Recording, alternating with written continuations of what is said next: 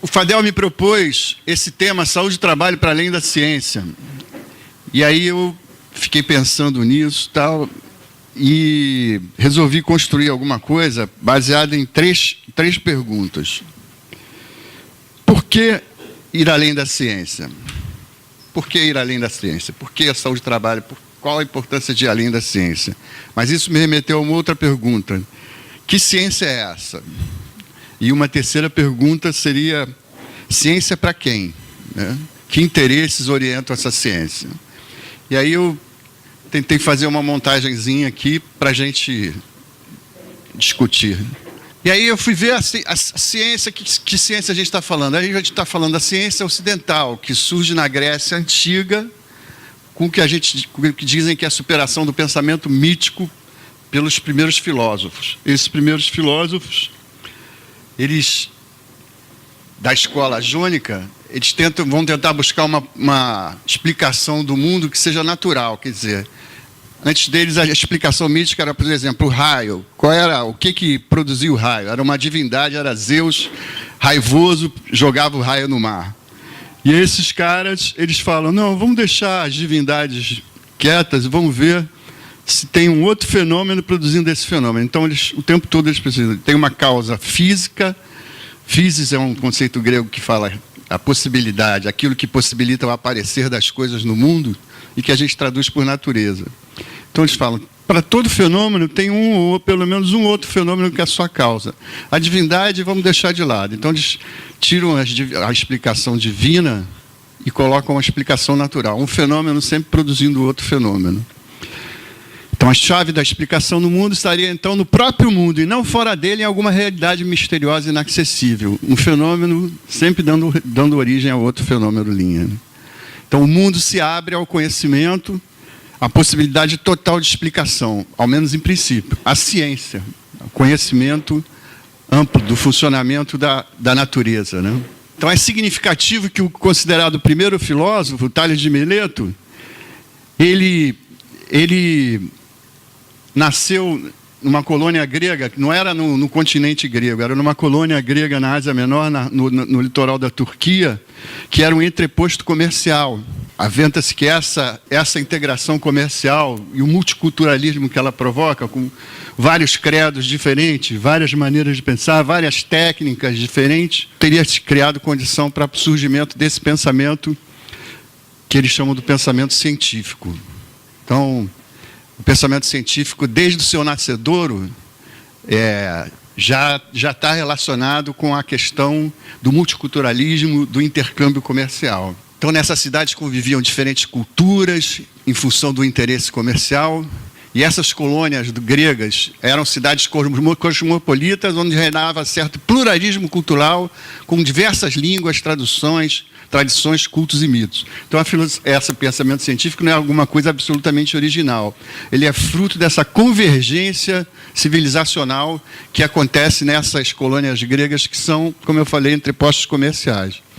Então, essa modalidade de pensamento científico que foi engendrado aí, evolui, entra na era de Platão, entra na era cristã, e vai estagnar no início da Idade Média, mais ou menos no IV século depois de Cristo. Daí, o que a gente tem nesse período da Idade Média? Embora tenha uma discussão grande na questão da história da ciência, a evolução do pensamento científico continua através da Idade Média, mas muito reprimida pelo jugo da Igreja, né? Até que chega no que a gente chama da Revolução Científica do Renascimento, dos séculos XVI ao século XVIII. E aí a gente tem a superação do pensamento que orientava a ciência até então, que era do filósofo Aristóteles, que dizia que a gente chegava a princípios gerais, e desses princípios gerais ia deduzindo as causas desses princípios gerais e tendo conhecimento dessa forma. Esses filósofos que surgem no Renascimento querem inverter isso daí. É do acontecimento em si que a gente vai tirando certas conclusões até a gente poder generalizar aquele acontecimento. Então, vem inverso do pensamento aristotélico, e um pensamento que vai privilegiar a experiência, a experimentação, que não era, apesar de também ter no aristotelismo, não era tão privilegiada. Nesse movimento da Revolução Científica, a gente vê um afastamento em relação da Igreja e uma aproximação do Estado. A gente tem basicamente esses dois poderes nessa época, a Igreja e o Estado. E aí alguns, Copérnico, Galileu, Descartes. Copérnico, ele é responsável pela mudança de paradigma na astronomia, que foi muito importante. O modelo da astronomia, até Copérnico, trabalhava com a Terra no centro do universo, modelo geocêntrico. Isso foi criando problema para a astronomia na medida que ela evolui, começa a ter problemas, tanto problema que Copérnico uma hora chega e fala, e se a gente inverter, se não for a Terra que está no centro, se for o Sol? E aí, invertendo e colocando o Sol no centro do universo, o modelo heliocêntrico, começam-se a resolver aqueles problemas todos da ergonomia, da astronomia que tinha baseado no outro paradigma, no outro modelo. Então, Copérnico é fundamental, produz esse descentramento da Terra. Isso para a religião era grave, porque a Terra era contemplada por Deus e precisava estar no centro do universo. A Igreja incorporava isso como um dogma. E o Copérnico sofreu perseguição da Igreja. Galileu também, que vem depois dele, e já influenciado por ele também, astrônomo, entrou em conflito com a Igreja, foi obrigado a desdizer o que havia dito, abjurar do que tinha dito. A Igreja chamou a Galileu às falas. E Descartes foi um outro filósofo também, um pouco posterior a Galileu, que algumas coisas ele deixou de escrever porque estava preocupado com o que tinha acontecido com Galileu, não queria que acontecesse com ele a mesma coisa. Mas com esses são alguns dos nomes de cientistas da Revolução Científica do Renascimento. Que aí a gente vai ter o privilégio da ciência, da técnica e a exaltação do pensamento matemático, né? Do que a matemática que ela tem de rigoroso, né? Que pode servir a técnica e a ciência. E esses primeiros cientistas eram mais ou menos isolados, profissionais das universidades ou simples amadores, mas tinham ligações geralmente fortes nos meios de comércio, especialmente na Inglaterra, ou da administração na França. Com a ascensão da burguesia comercial da Europa, no fim da Idade Média, né, aí chega a época do capitalismo mercantil, com os grandes descobrimentos, inclusive o do Brasil, com a ascensão dessa burguesia, essa ascensão dessa burguesia coincide com a criação da ciência moderna. Então, aí a gente já vê, lá no início de tudo, a ciência se desenvolvendo num contexto de inter-relações, intercâmbios comerciais fortes. Agora, aqui, de novo, no mercantilismo, a ciência, a ascensão da burguesia, e a ciência começa a aparecer de uma maneira diferente, se distanciando dos dogmas da Igreja. Então, com a ciência astronômica do Copérnico, que a burguesia começa a minar seriamente o aparelho espiritual feudal. Então, a burguesia mercantil já minando o aparelho espiritual do feudalismo, que era um modo de produção anterior, que era fortemente controlado pela Igreja.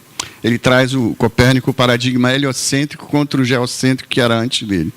As cidades e os príncipes, então, em busca de autonomia, utilizam a ciência para melhorar suas armas e fortificações. Olha o compromisso da ciência com a burguesia mercantil, para dar mais segurança, para uso de armas, fortificações. Da Vinci desenhou uma série de armamentos, né? E outros artistas e pensadores do Renascimento também faziam isso. E Tales também, lá na Grécia, também Arquimedes teria desenvolvido um espelho que os navios vinham, ele colocava aquele espelho, refletia os raios de sol e queimava a vela dos navios. Então, já é um compromisso desde sempre da ciência, tecnologia e com a questão do militarismo. Então, os comerciantes, à procura de novas mercadorias e mercados e matérias-primas, se apoiam na ciência para que ela lhes dê segurança. Por exemplo, o infante Dom Henrique, em Portugal, nessa época, um pouco antes, levou para a escola de Sagres, em Portugal, uma grande quantidade de judeus, que os judeus tinham muitos cientistas judeus, e ele acolheu. Depois Portugal vai mandar levar os judeus para a Inquisição. Mas, nesse momento, os judeus são acolhidos, o seu saber é acolhido, e eles desenvolvem embarcações que permitiram a eles viajar, fazer as grandes viagens pelos oceanos, inclusive vir aqui no Brasil, né? Escola de Sagres. para que lhes dê segurança e os oriente nos mares. Na Revolução Científica, em 1663, é fundada a Royal Society inglesa. E aí o cientista Robert Hooke redige nos estatutos, a gente encontra a seguinte passagem: o objetivo da Royal Society é melhorar o conhecimento das coisas naturais, de todas as artes úteis, manufaturas práticas, mecânicas, engenhos e invenções, por meio de experiências, sem se imiscuir em teologia, metafísica, moral. Então aí, a ciência fica fora, moral não tem nada a ver ciência com moral. Nem com política. Aí a gente questiona, né? A gente vai questionar. Com moral, eles querem que não tenha nada a ver, e nem com política. Gramática, retórica ou lógica. Esse conjunto de saberes eram os saberes que instruíam a formação dos intelectuais antes da Revolução Científica. E aí a gente vem para a Revolução Industrial, no século XVIII. O que a gente vê na Revolução Industrial? Um aprofundamento da sinergia entre ciência e técnica. Interação sinérgica, uma potencializando a outra. A ciência explicita sua potência como força produtiva. A ciência aparece como uma grande força produtiva, orientando a tecnologia na produção de máquinas e novos dispositivos para a produção. A ciência e o capitalismo se unem. Com a industrialização, a ciência aparece pela primeira vez como uma tremenda força produtiva que não mais para de crescer. Passa então a ser assunto de interesse geral do Estado, e a cientificidade vai se tornando critério geral de verdade. Só o que é científico é verdadeiro. Então, ciência e capitalismo crescem e se consolidam simultaneamente e se expandem, penetrando todos os aspectos da vida social. Isso vai produzir a geração de fortes impactos no mundo do trabalho, com um grande aumento da nocividade do trabalho. Nesse momento vai surgir a medicina do trabalho, como o Lacan já falou, onde a gente tem unicausalidade histórica, sem história, na base explicativa das doenças do trabalho. É um fenômeno produzindo uma patologia. E a patologia se constituindo de maneira ahistórica. É um pensamento estritamente biologicista. E aí a gente vê também esse tipo de fenômeno, a relação da ciência com o complexo industrial militar. A integração da ciência nesse complexo, sua conversão plena em força produtiva, possibilita seu crescimento exponencial e produz profundas alterações na organização do trabalho científico. O que era lá no começo aquela coisa de um homem só, não sei o quê, nesse momento aí essa organização do trabalho já está completamente modificada. As universidades perdem o monopólio da investigação científica para os governos e para a indústria. E a esmagadora maioria dos cientistas é submetida ao processo de proletarização no interior dos laboratórios e centros de pesquisa. São expropriados dos meios de produção e passam a ser dependentes de um chefe mais ou menos visível, dono dos métodos e teoria dos projetos e dos equipamentos. Boaventura de Souza Santos, e ele faz essa pergunta: por que razão nos 2 últimos séculos domina uma epistemologia que elimina da reflexão o contexto cultural e político de produção e reprodução do conhecimento? Quer dizer, uma epistemologia, uma reflexão sobre a produção do conhecimento que pensa a ciência por dentro dela mesma, sem pensar sua relação com o contexto cultural e político da sua produção e reprodução. Por que nos 2 últimos séculos a gente tem isso? Não se pensa a ciência relacionada com o contexto social e cultural. E quais foram e esse tipo de movimento, que consequências produziu? Então, haverá alternativas epistemológicas? Essa descontextualização só foi possível com base na força com que a intervenção política e econômica e militar do colonialismo e do capitalismo moderno se impuseram aos povos e culturas. Então, essa pensamento da ciência, a formulação de seu engendramento em si, sem levar em consideração o seu contexto, foi alguma coisa produzida pela intervenção política, econômica e militar. Próximo. Descredibiliza, sim, sempre que necessário, e até se suprime de todas as práticas sociais de conhecimento que contrariassem os interesses que servia. Nisso consistiu o que o Boaventura chama de epistemicídio. O que não fosse científico era suprimido, era exterminado. Então, episteme tem a ver com conhecimento, né? Episteme, na verdade, significa conhecimento seguro, em grego, né? Então, epistemicídio, as outras formas de construção de conhecimento que não fossem científicas são eliminadas, suprimidas. O método científico e o conhecimento esotérico interno dos cientistas, dos especialistas, vão se sobrepor a todas as outras modalidades de conhecimento e, assim, são destituídas de sua autoridade a experiência do senso comum e as habilidades herdadas que os povos usavam para viver e fazer as coisas. Muitos povos que não têm ciência construíram modos de vida ao largo sem pensamento científico, né?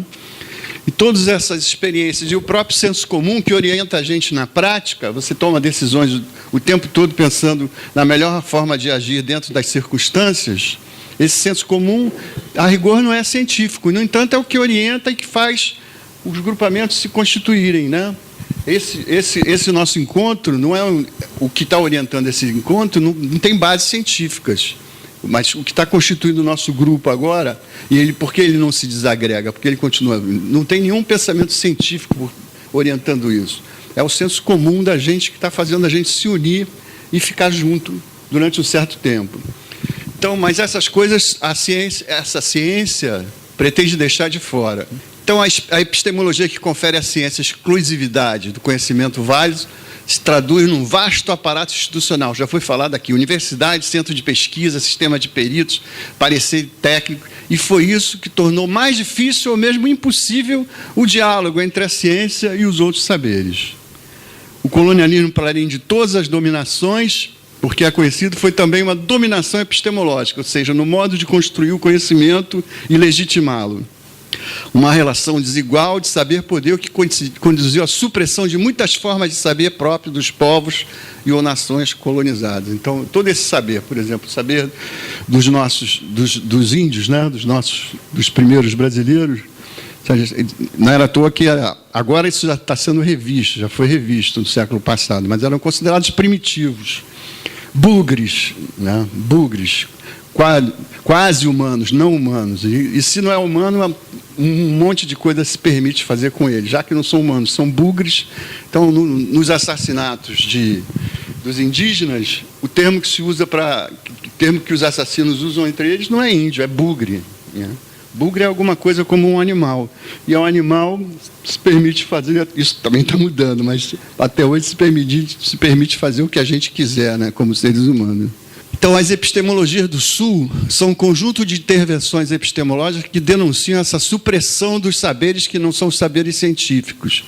Valorizam os saberes que resistiram com êxito e investigam as condições de um diálogo horizontal entre conhecimentos. A ciência numa relação de conhecimento horizontal com os outros saberes. A esse diálogo entre saberes, a gente propõe chamar de ecologia dos saberes, a proposta do Boaventura de Souza Santos. Próximo.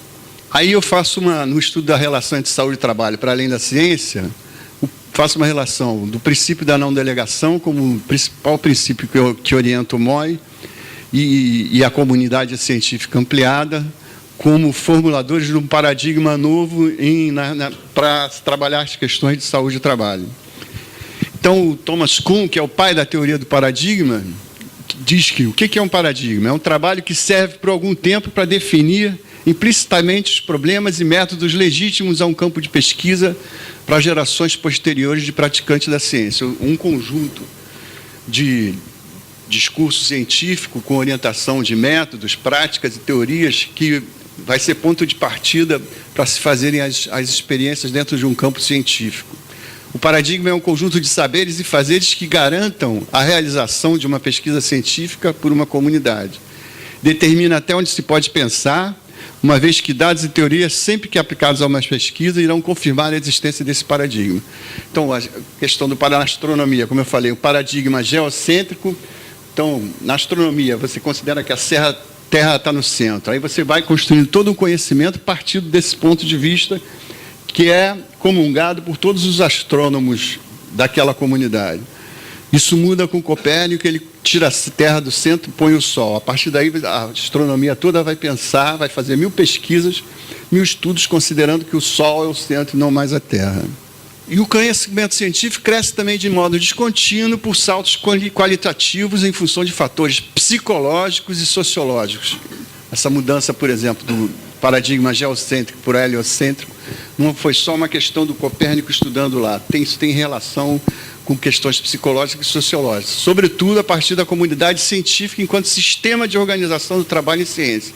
Essa é uma maneira de pensar interessante, a comunidade científica como um sistema de organização do trabalho em ciência. E esses saltos, mudanças de paradigmas no desenvolvimento da ciência, em que são postos em causa e substituídos os princípios, teorias e conceitos em que se funda a ciência, e que constitui o paradigma. O desenvolvimento da ciência madura se processa em duas fases. A ciência normal, quando você tem um paradigma que está dando conta da pesquisa. Você usando aquela proposta de modelo para modelo teórico prático, você está dando conta da pesquisa. Até que chega uma hora que aquilo não começa mais a dar conta, e começam a surgir problemas, e aí você sai da fase da ciência normal e entra na fase da ciência revolucionária. Está sendo preparada a mudança para um novo paradigma aí. Aí eu falo da superação do paradigma que orienta a saúde ocupacional. No campo das relações de saúde e trabalho, a saúde ocupacional, pretendendo superar a medicina do trabalho com a incorporação de novas tecnologias e justaposição de novas disciplinas. Então, você evoluiu, aí você tem a engenharia de segurança, você tem o higienismo, você tem outras reflexões sobre o ambiente de trabalho, mas essas são várias disciplinas que se justapõem, não dialogam entre si. Então, você não tem uma interdisciplinaridade de fato. E ela não consegue dar conta do problema da nocividade do trabalho, que continua aumentando. E é o que a gente continua vendo, né? E aí vai o Fadel e diz: a saúde ocupacional se configura como um campo multidisciplinar, complexo, porém restrito, por sua vinculação a relações econômicas regidas pelo contrato entre as partes. Capital e trabalho têm seus espectros de ação submetido ao interesse econômico particularizado, cuja dimensão não espelha a necessidade social de ampliação de direitos e de maior justiça. Então, a saúde ocupacional está restrita ao contrato de trabalho. E isso restringe o que ela pode fazer, até onde ela pode ir. A saúde do trabalhador não, como política pública de Estado, ela transcende a questão contratual. Por isso os senhores podem fazer vigilância, né? Então, entra em xeque o paradigma que orienta a saúde ocupacional e a gente vê surgir uma alternativa de produção de conhecimento em saúde e trabalho, mediada pelo modelo operário italiano, nos anos 60 e 70, do qual falou o nosso Lacage. Movimento que surge num contexto de sólida organização dos trabalhadores na Itália. Isso é importante a gente sempre pensar nisso. É muito diferente do que a gente está vendo agora, pelas análises que foram feitas aqui, que corroboram isso. A gente está vendo uma coisa muito diferente em termos de organização dos trabalhadores no Brasil nesse momento. Na Itália, ali, o Partido Comunista Italiano estava fortíssimo e os trabalhadores estavam encontrando muitas formas de solidificar suas organizações. O que significa o MOI? Ele implica uma nova epistemologia, uma nova maneira de construir conhecimento da saúde no trabalho, baseada no protagonismo dos sujeitos trabalhadores, no princípio da não delegação, que acabam sendo faces da mesma moeda, e na validação consensual dos problemas e suas soluções. Ali está o Ivar Odoni, né, o técnico médico e psicólogo que foi fundamental para o movimento modelo operário italiano. Os trabalhadores e seus coletivos estão sempre produzindo saberes tácitos que ficam submersos sobre as condições de trabalho, sempre tentando manter a carga de trabalho em níveis sustentáveis. Então, os trabalhadores estão sempre se esforçando para produzir saúde no trabalho, tentando manter, graças à sua capacidade de reflexão, os problemas sob controle, os problemas podendo ser resolvidos para viabilizarem o processo produtivo.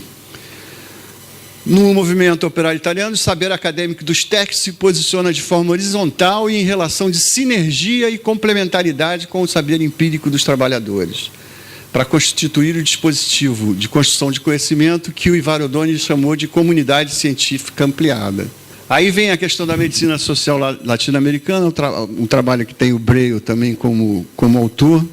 E a medicina social latino-americana se desenvolve pela formação de grupos de acadêmicos, praticantes e pesquisadores do campo da saúde que se uniram aos movimentos de trabalhadores e de estudantes e às organizações populares desconformes com o modelo desenvolvimentista, que se instalou ao contrário do modelo anterior, que era um modelo chamado de precariedade controlada, que ainda tinha uma quantidade de bem-estar social com relação a esses povos latino-americanos. Com a entrada do modelo desenvolvimentista, essas formas de bem-estar social que ainda eram proporcionadas tendem a desaparecer.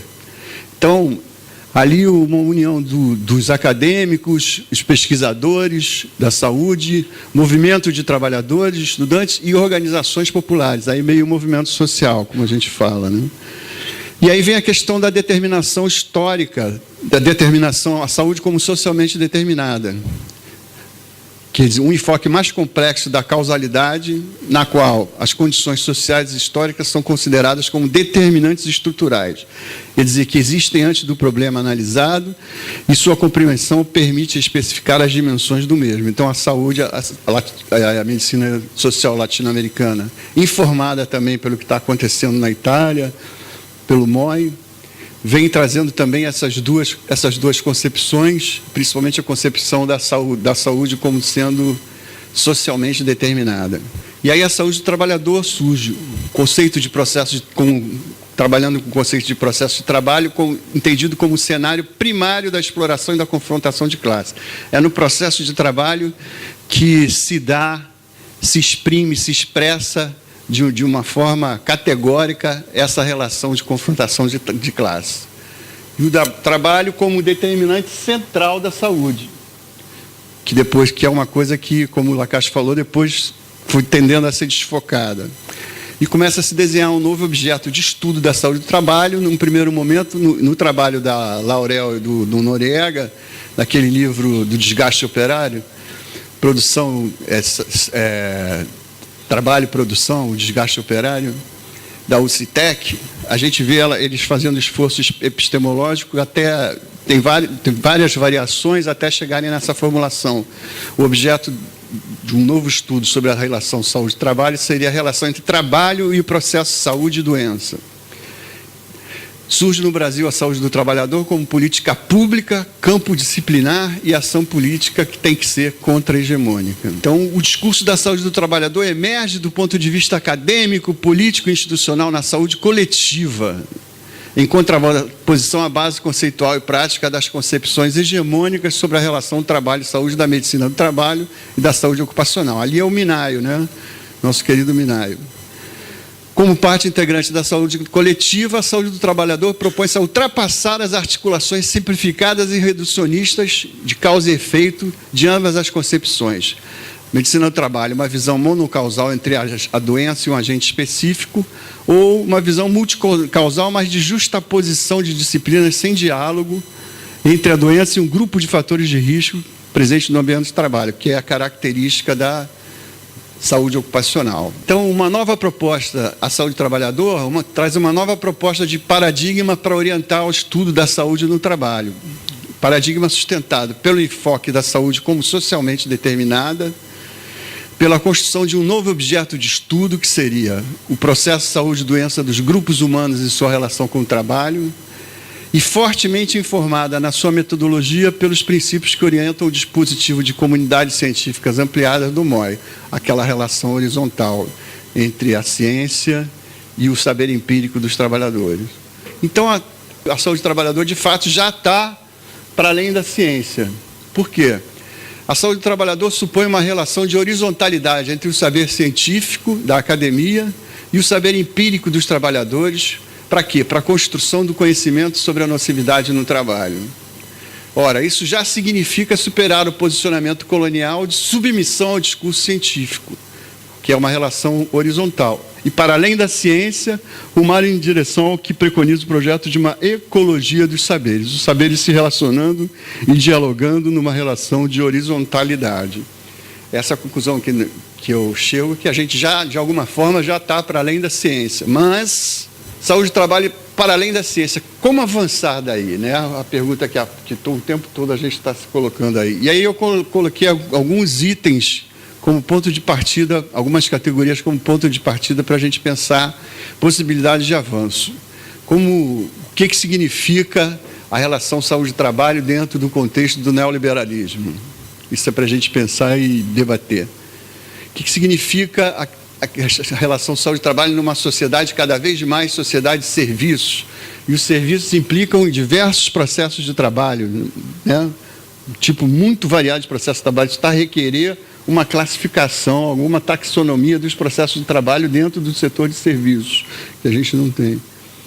a recessão, o desemprego, a fragmentação e enfraquecimento da organização dos trabalhadores, a contra-reforma trabalhista, a precarização do trabalho, novas tecnologias para expropriação, plataformas virtuais, uberização, né, que foi o termo mais genérico. A gente estava vendo agora, conversando, a estante virtual, vocês conhecem o sebo virtual, estante virtual, já é o trabalho dos sebos por plataforma visual, né? A plataforma virtual aproxima os clientes dos sebos, dos vendedores de livro. Trabalho de imigrantes, como foi colocado aqui. Reforma da Previdência, a questão do trabalhador idoso, que a reforma da Previdência deve implicar cada vez mais num tempo mais longo de trabalho. Então, a gente vai ter uma quantidade muito maior, supostamente, de trabalhadores idosos. E a necessidade de interação com outros movimentos sociais, além do sindicalismo.